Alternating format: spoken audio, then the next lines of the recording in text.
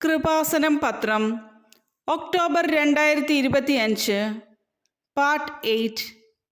ഇതിൽ ഉൾപ്പെടുത്തിയിട്ടുള്ള സാക്ഷ്യങ്ങളുടെ video കാണുന്നതിനുള്ള link ഡിസ്ക്രിപ്ഷനിൽ കൊടുത്തിട്ടുണ്ട്. തൃശ്ശൂരിൽ നിന്നുള്ള റൂബി ജോയിയുടെ സാക്ഷ്യം. 57 കൊല്ലമായി പട്ടയമില്ലാതെ വിഷമിക്കുകയായിരുന്നു. ഭവനം പണി ആരംഭിക്കാൻ തീരുമാനിച്ചപ്പോൾ 4 അതിരിലും ഉപ്പിട്ട് പ്രാർത്ഥിച്ചു. ശേഷം നടന്ന അത്ഭുതം. ഞങ്ങൾക്ക് 57 കൊല്ലമായി പട്ടയമില്ലായിരുന്നു.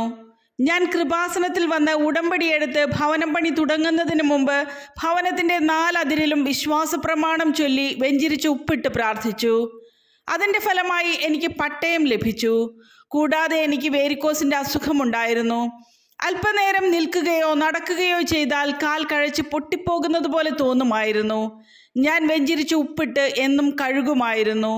ഞാൻ ജപമാല റാലിയിൽ പങ്കെടുത്തുകൊള്ളാം, എൻ്റെ വേരിക്കോസ് വെയിൻ മാറ്റിത്തരണമെന്ന് പ്രാർത്ഥിച്ചതിൻ്റെ ഫലമായി ജപമാല റാലിയിൽ കൃപാസനം മുതൽ അർത്തുങ്കൽ പള്ളി വരെ ഒന്നുമറിയാതെ എനിക്ക് നടക്കാൻ സാധിച്ചു.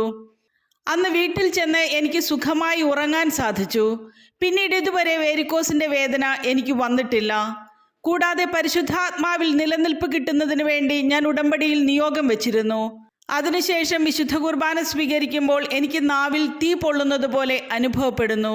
പരിശുദ്ധ അമ്മയ്ക്ക് നന്ദി. കോട്ടയത്ത് നിന്നുള്ള ലിജി ബിനുവിൻ്റെ സാക്ഷ്യം.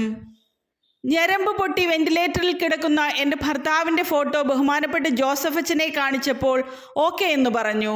പിന്നെ സംഭവിച്ചത്, കുവൈറ്റിൽ ജോലി ചെയ്യുന്ന എൻ്റെ ഭർത്താവിന് പെട്ടെന്ന് BP കൂടി തലഞരമ്പ് പൊട്ടി വെന്റിലേറ്ററിലായിരുന്നു.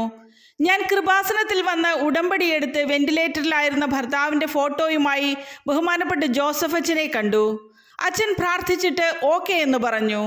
ഞാൻ കൃപാസനത്തിൽ നിന്നിറങ്ങി കുറച്ചു ദൂരമായപ്പോൾ തന്നെ ഭർത്താവ് കണ്ണനക്കി എന്ന് പറഞ്ഞ് കുവൈറ്റിൽ നിന്ന് ഫോൺ വന്നു. ഞാൻ ഉടമ്പടി തൈലം ഭർത്താവിനെ ഓർത്തുകൊണ്ട് എൻ്റെ നെറ്റിയിൽ പുരട്ടി പ്രാർത്ഥിച്ചു. അതിനുശേഷം ഭർത്താവിന് ചെറിയ മാറ്റങ്ങൾ വന്നു തുടങ്ങി.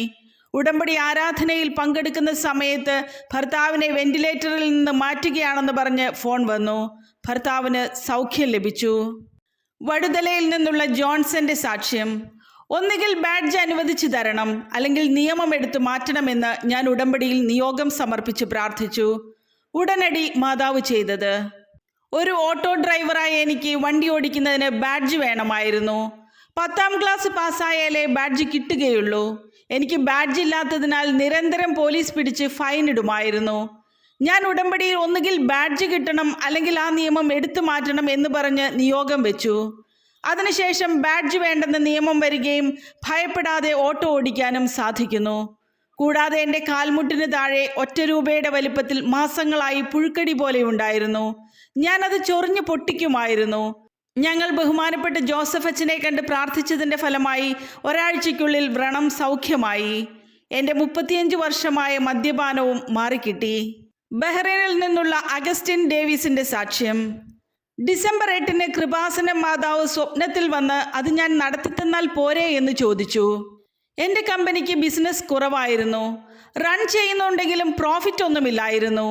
ഞാൻ ഉടമ്പടി എടുത്ത് 2 മാസത്തിനുള്ളിൽ 1.5 കോടിയുടെ ടേൺ ഓവർ കിട്ടിയിരുന്നെങ്കിൽ എനിക്ക് കമ്പനി പ്രോഫിറ്റിലാക്കാൻ പറ്റുമായിരുന്നുവെന്ന് പരിശുദ്ധ അമ്മയോട് പറഞ്ഞു. ഞാൻ ജപമാല റാലിയിൽ ഇവിടെ വന്ന് പങ്കെടുത്തു. അതിനുശേഷം 50 ലക്ഷത്തിൻ്റെ ഓർഡർ എനിക്ക് കിട്ടി. നവംബർ പകുതിയായപ്പോൾ വീണ്ടും സെയിം പ്രോഡക്റ്റിന് വേണ്ടി വേറൊരു ടെൻഡർ ഇറങ്ങി. പക്ഷെ ടെൻഡർ എടുക്കാതെ ഞാൻ റെസ്റ്റ് എടുത്തപ്പോൾ എന്നെ ആരോ നിർബന്ധിച്ച് ഓഫീസിലേക്ക് പോയി ആ ബിറ്റ് കൊടുക്കാൻ പറയുന്നു.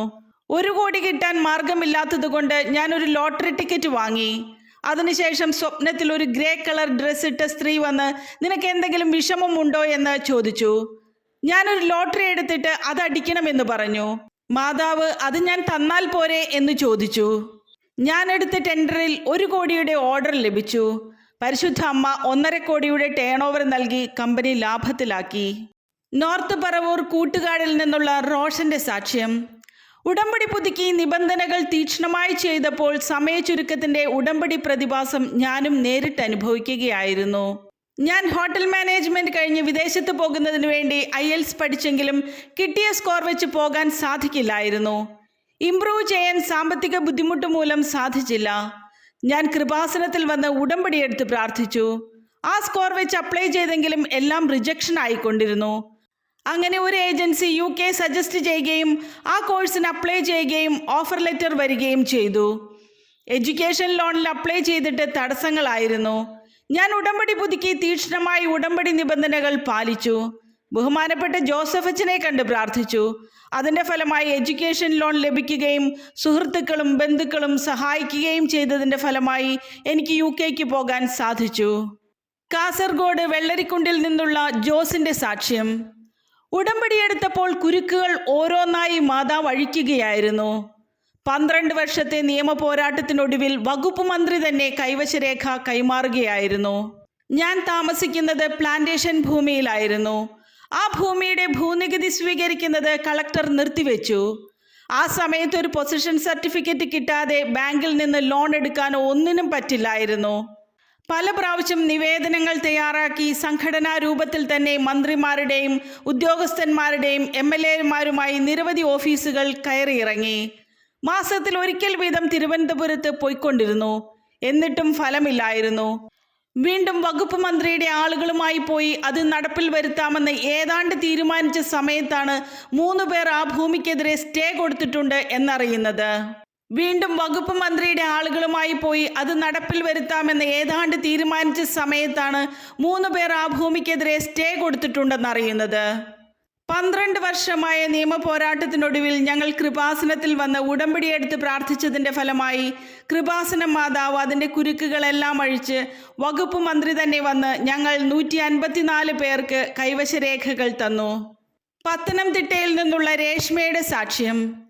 ട്രോളുകൾ കണ്ട് കൃപാസനത്തെപ്പറ്റി വിശ്വാസമില്ലാതിരുന്ന ഞാൻ പരീക്ഷണാടിസ്ഥാനത്തിലാണ് കൃപാസനം പ്രാർത്ഥനകൾ ആരംഭിച്ചത്.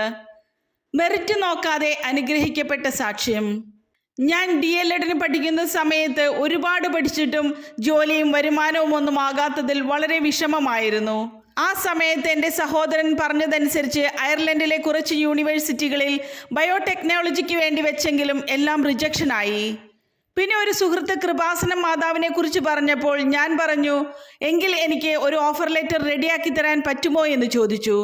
അങ്ങനെ പരീക്ഷണാടിസ്ഥാനത്തിൽ ഞാൻ പ്രത്യക്ഷീകരണ പ്രാർത്ഥന ചൊല്ലുകയും അവർ ഡെയിലി ബ്രെഡ് ശുശ്രൂഷയിൽ പങ്കെടുക്കുകയും ഓൺലൈൻ ഉടമ്പടിയെടുത്ത് പ്രാർത്ഥിക്കുകയും ചെയ്തു. ഒരാഴ്ച കഴിഞ്ഞ് എനിക്ക് അൺകണ്ടീഷണൽ ഓഫർ ലെറ്റർ വന്നു. അതിനുശേഷം ലോണിന് ശ്രമിച്ചിട്ടൊന്നും ശരിയാകുന്നില്ലായിരുന്നു. ഞാൻ ഉടമ്പടിയെടുത്ത് പ്രാർത്ഥിച്ചു. എല്ലാ തടസ്സങ്ങളും മാറി എനിക്ക് വിദേശത്ത് പോകാൻ സാധിച്ചു. കാസർഗോഡ് രാജപുരത്ത് നിന്നുള്ള ദീപ്തി ജോസിന്റെ സാക്ഷ്യം. 30 വർഷമായി എനിക്ക് തലകറക്കമുണ്ടായിരുന്നു. ഉടമ്പടി നേർച്ച വസ്തുക്കളും ബഹുമാനപ്പെട്ട ജോസഫ് അച്ഛൻ്റെ കൈവയ്പ് പ്രാർത്ഥനയും വഴി ലഭിച്ച അത്ഭുത രോഗസൗഖ്യം. എനിക്ക് 30 വർഷമായിട്ട് തലകറക്കമുണ്ടായിരുന്നു. ഞാൻ കൃപാസനത്തിൽ വന്ന ഉടമ്പടിയെടുത്ത് വെഞ്ചരിച്ച നേർച്ച വസ്തുക്കൾ ഉപയോഗിച്ച് പ്രാർത്ഥിച്ചതിൻ്റെ ഫലമായി പൂർണ്ണ സൗഖ്യം ലഭിച്ചു. കൂടാതെ എൻ്റെ മകന് 12 വർഷമായി ശ്വാസം മുട്ടലും വലിവും വരുമായിരുന്നു. ഞാൻ ഉടമ്പടി പുതുക്കി വെഞ്ചരിച്ച നേർച്ച വസ്തുക്കൾ ഉപയോഗിച്ച് പ്രാർത്ഥിച്ചതിൻ്റെ ഫലമായി പൂർണ്ണ സൗഖ്യം ലഭിച്ചു. മകൻ ഫിറ്റ്സിൻ്റെ അസുഖം വന്ന് തലകറങ്ങി വീഴുമായിരുന്നു. രാവിലെ എഴുന്നേറ്റാൽ ലൈറ്റ് കാണുകയോ മൊബൈൽ ഉപയോഗിക്കുകയോ ചെയ്യാൻ പറ്റില്ലായിരുന്നു. അങ്ങനെ ചെയ്താൽ കുറച്ച് സമയം ഇരുട്ടത്ത് കിടന്ന ശേഷമേ എഴുന്നേറ്റ് വരാൻ സാധിക്കുകയുള്ളൂ. വെഞ്ചരിച്ച നേർച്ച വസ്തുക്കൾ ഉപയോഗിച്ച് പ്രാർത്ഥിച്ചതിൻ്റെ ഫലമായി സൗഖ്യം ലഭിച്ചു. മകന് നട്ടെല്ല് വളയുന്ന അസുഖവും ബഹുമാനപ്പെട്ട ജോസഫ് അച്ഛനെ കണ്ട് പ്രാർത്ഥിച്ചതിൻ്റെ ഫലമായി സുഖപ്പെട്ടു. പാലക്കാട് കരിമ്പയിൽ നിന്നുള്ള സൗമ്യ ജോണിൻ്റെ സാക്ഷ്യം. കുഞ്ഞിൻ്റെ ലിവറിലെ രക്തക്കുഴലിൽ ഹെമാൻജിയോമ ലീഷൻ വന്നപ്പോൾ അവർ ഡെയിലി ബ്രെഡ് ശുശ്രൂഷയിൽ റിപ്പോർട്ട് ഉയർത്തിപ്പിടിച്ച് പ്രാർത്ഥിച്ചപ്പോൾ സംഭവിച്ച അത്ഭുതം. ഞാൻ 2023 ഉടമ്പടി എടുത്തത്. എൻ്റെ മകൾക്ക് കടുത്ത വയറുവേദനയും ഛർദിയും വന്ന് ഡോക്ടറെ കണ്ട് സ്കാൻ ചെയ്തപ്പോൾ ലിവറിലെ രക്തക്കുഴലിൽ ഹെമാൻജിയോമ ലീഷൻ ഉണ്ടെന്നും അതിൻ്റെ വലിപ്പം കൂടിക്കഴിഞ്ഞാൽ ട്രീറ്റ്മെൻറ്റ് ആവശ്യമാണെന്നും പറഞ്ഞു. പ്ലെയിൻ CT സ്കാൻ ആണെങ്കിൽ കുഴപ്പമില്ല, മെഡിസിൻ ഇഞ്ചക്ട് ചെയ്തിട്ടാണെങ്കിൽ ബുദ്ധിമുട്ടാകുമെന്ന് പറഞ്ഞു. അതോടൊപ്പം യൂറിത്രയിൽ ഒരു സ്വെല്ലിംഗ് ഉണ്ടെന്നും വെയിറ്റ് ചെയ്യാമെന്നും പറഞ്ഞു. ഞങ്ങൾ അവർ ഡെയിലി ബ്രെഡ് ശുശ്രൂഷയിൽ പങ്കെടുത്ത് സ്കാൻ റിപ്പോർട്ട് ഉയർത്തിപ്പിടിച്ച് പ്രാർത്ഥിച്ചു. വീണ്ടും MRI എടുത്തു. റിസൾട്ട് വന്നപ്പോൾ മകൾക്ക് യാതൊരു കുഴപ്പവുമില്ല. ഇത് വലിയ മിറാക്കിളാണെന്ന് ഡോക്ടർ പറഞ്ഞു.